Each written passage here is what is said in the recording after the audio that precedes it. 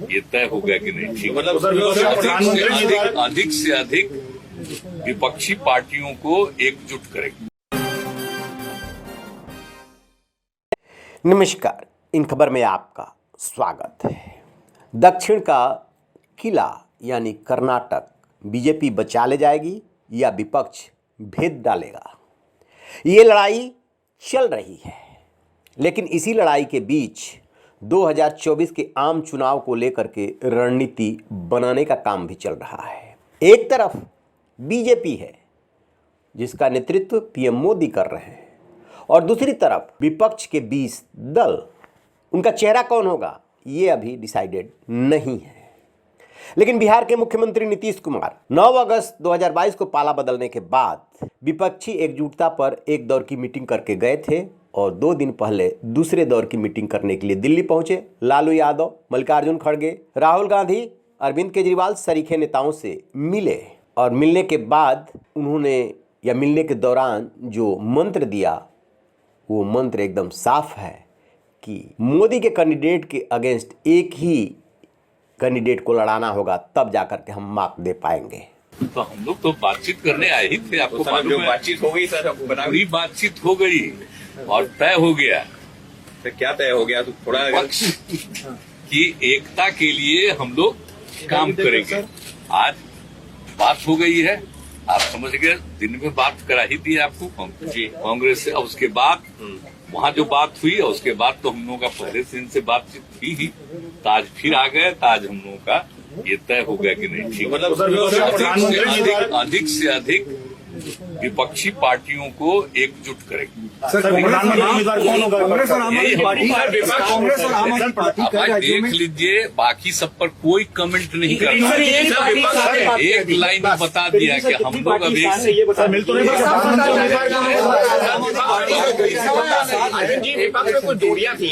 जैसे ही नीतीश कुमार मिल करके दिल्ली से निकले पटना पहुंचे, वैसे ही एनसीपी नेता शरद पवार भी आ गए मैदान में, और उन्होंने मल्लिकार्जुन खड़गे और राहुल गांधी से मुलाकात की।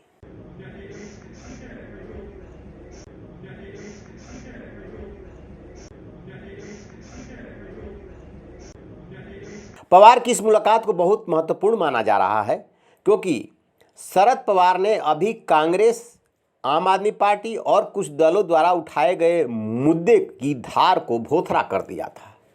3 उन्होंने महत्वपूर्ण बातें कही थी। वीर सावरकर के मुद्दे को लेकर के उन्होंने राहुल गांधी को सलाह दी थी कि उन पर कमेंट करने से बचे।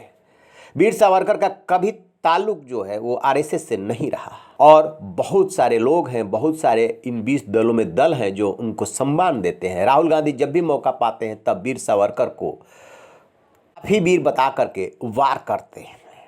दूसरा मुद्दा, अडानी पर जेपीसी की मांग को लेकर के संसद ठप रही, लेकिन शरद पवार ने कह दिया एक टीवी इंटरव्यू में कि ये कोई मुद्दा ही नहीं है। हिंडनबर्ग कौन है, इसके पहले हमने नाम ही नहीं सुना है। जब सुप्रीम कोर्ट ने एक्सपर्ट कमेटी गठित कर दी तो जेपीसी का कोई मतलब नहीं। तीसरा मुद्दा, प्रधानमंत्री नरेंद्र मोदी के डिग्री को लेकर के आम आदमी पार्टी वार करती रही है। खुद उसके मुखिया अरविंद केजरीवाल विधानसभा से लेकर के सड़क तक इस मुद्दे को उठाते रहे हैं।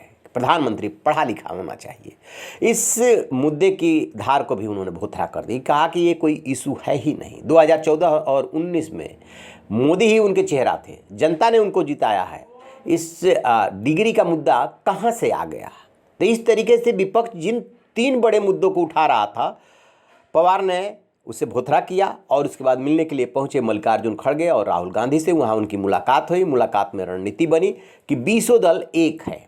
हाल के दिनों में जो नया डेवलपमेंट हुआ है कि ममता बनर्जी जो पश्चिम बंगाल की मुख्यमंत्री है, टीएमसी प्रमुख हैं, उनके रुख में बदलाव आया है, और वो भी विपक्ष के साथ आ रही हैं। उन्होंने 2 दिन का कोलकाता में धरना भी दिया था।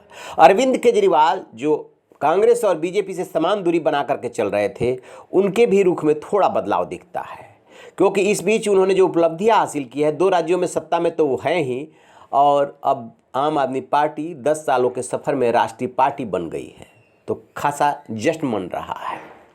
अब सबसे बड़ा सवाल ये है कि विपक्ष और बीजेपी में ये जो लड़ाई होने जा रही है, अभी तो 8-10 महीने हैं, और तब तक गंगा जमुना में बहुत सारा पानी बहेगा। लेकिन आज की स्थिति ये है कि विपक्ष कह रहा है कि हम एक साथ लड़ेंगे, चेहरा कोई बहुत बड़ा सवाल नहीं है, उसे हम निपटा लेंगे। और बताते हैं कि नीतीश कुमार ने इन मीटिंग्स में फार्मूला दिया है, बीजेपी के कैंडिडेट के खिलाफ विपक्ष एक ही कैंडिडेट उतारे हैं।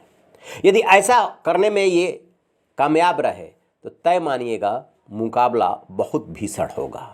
लेकिन बीजेपी, पीएम मोदी और अमित शाह की जोड़ी शांत नहीं बैठने वाली। इस बीच में वो कोई ना कोई ऐसा दांव चलेंगे जिससे कि विपक्ष की यूनिटी टूटे। इस पर हमारी नज़र रहेगी। जैसे ही अपडेट मिलेगा आपसे साझा करेंगे। रहिए बेखबर, देखते रहिए इन खबर। Thank you.